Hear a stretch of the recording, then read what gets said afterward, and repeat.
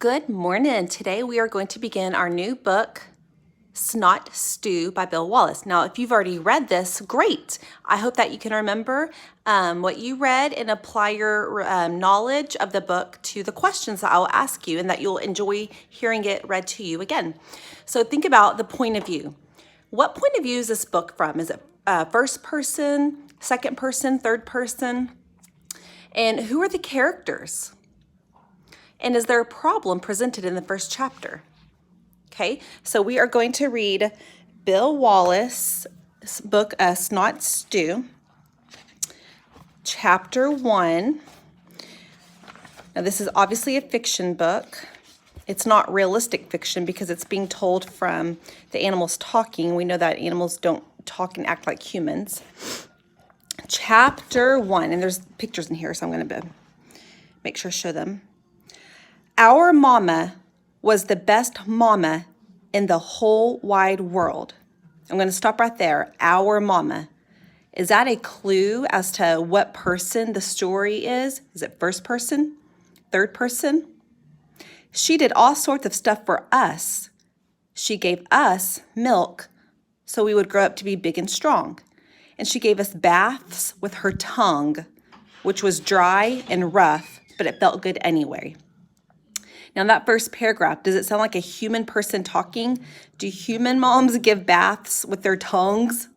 So automatically, you should be able to understand and know what person the story is being told from, and also who is telling the story.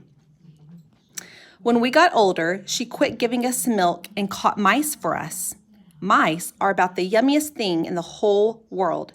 They're made up of all sorts of good, healthy things, like meat and bones and with lots of fiber, vitamins, and minerals. They taste real good, and they're fun to play with, too. Don't play with your food, Mama always said. Unless it's a mouse, then it's okay. She'd bring the mice back to our house, a soft pile of hay in a big wooden box in the barn.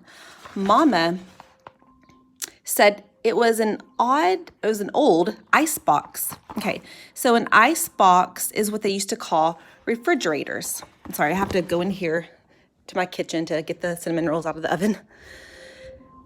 Usually, cats don't live in ice boxes.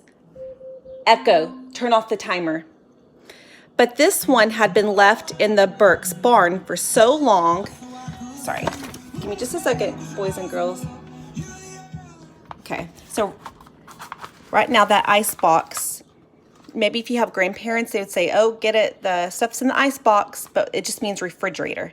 So whenever you see ice box, it's what they used to call a refrigerator, because back before electricity, before they even had refrigerators, they had a huge box, like a concrete, and they would have an iceman deliver ice maybe once a week, and they would keep all their food on ice. So it was literally a box that held a big block of ice that they would keep their food in, because they did not have refrigerators back then. So to this day, some older people still call it the ice box.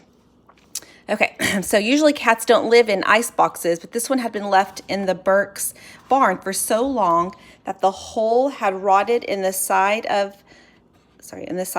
We used the hole as our door, and nobody ever moved the ice box, so it was the perfect place for a home. Besides, Mama said, it's warm in the winter and cool in the summer.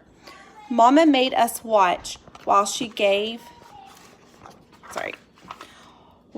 herself a bath. She said that we would need to learn how to take a bath by ourselves before long. We didn't know what she meant, not until the day she came home and told us she was leaving. Now, ask yourself, would that be a problem if your mom came home and just said that she was leaving? Okay, I have a problem in my own house right now. I made cinnamon rolls for my kids for breakfast, and it got done cooking before I was done recording my video. So problem solve it. I'm just doing both at the same time. So thank you for your patience. Okay, so would that be a problem in our story? Mom came home and said she was leaving. We all laughed and climbed over each other and tumbled and swatted as we rushed to greet her at the door to get the mouse she brought. Only this time there was no mouse. "I'm leaving," Mama said flatly. We laughed again. Chris jumped on Mama's back so she would play with him, but she didn't play. She swatted him real hard and knocked him rolling against the side of our house. "I'll be away for a few days." I lost my spot. "And when I come back, you must be gone." "But why, Mama?" We all meowed at once. "This is our home." "This is my home," Mama answered. "I'm going to have another family, and I need my home for raising my babies. You're old enough and big enough to be out on your own." "But Mama," we moaned. Okay, so I'm going to pause right here. Is this a problem in our story so far? Chapter 1. Chapter 1. Think about that. Think about the problem, because I'm going to put it in the Google Sheets. "I've taught you how to catch mice. I've taught you how to take a bath." McKenna. Right there. Sorry, had to problem solve something. "I've warned you about people and how you can't trust them and how it's best to stay away from them. I've told you about Butch, the Burke's dog, and how mean and nasty he is, and how he would just love to eat a soft, juicy kitten. I've taught you all that I can. All that I can. It's time for you to grow up and leave home." Then she turned and squeezed out the door. We all meowed and begged her to come back. She didn't. After a while, we talked it over and decided that Mama was only teasing and that she really would come back because she had always taken care of us. The next morning, Mama wasn't back. We meowed louder that day, meowed and meowed and meowed, only Mama never came with our mouse. She never came to give us a bath. "I've had it," Chris meowed on the second morning Mama was gone. He swished his tail in big circles as he looked out the hole in the side of our icebox. "I'm hungry. I can catch my own mouse." Then he left. So be thinking about who the characters are. So there's your picture. You can look infer how the cats are or the kittens are feeling by their faces. Do they look happy? Do they look sad? And why? What's that problem again? I'll put it into a Google form. That afternoon, Tiffany left too. She wasn't as sure of herself as Chris, but she was just as hungry. Then Jeff left that night, and so did Lisa. Toby and I were the only ones who stayed. We cried and meowed all night. The next morning, we cried and meowed even more. I don't ever remember being so hungry or so lonely. "I guess Mama really isn't coming back," I told Toby. Okay, there's another clue of what person is this, first person or third person. I told Toby. He buried his face in his paws. "No, she isn't," he finally meowed. He had such a sad look on his face, I could hardly stand it. So I jumped on his back, hoping that a little romp would make him feel better. Only Toby didn't want to play. He just lay there and let me bite his ears. "What are we going to do, Kiki?" he moaned. I lay down beside him. I swished my tail against his ear. "I guess we have to grow up," I meowed.